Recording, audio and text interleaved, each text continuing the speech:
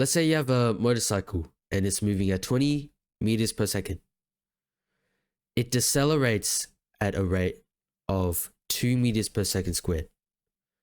So it's decelerating. The question is, how long does it take to come to a full stop? Well, this is going to take a little bit of rearranging. Let's take the formula for average acceleration. Delta V over delta T.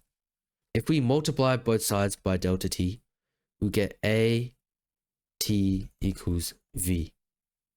And then go ahead, divide both sides by velocity.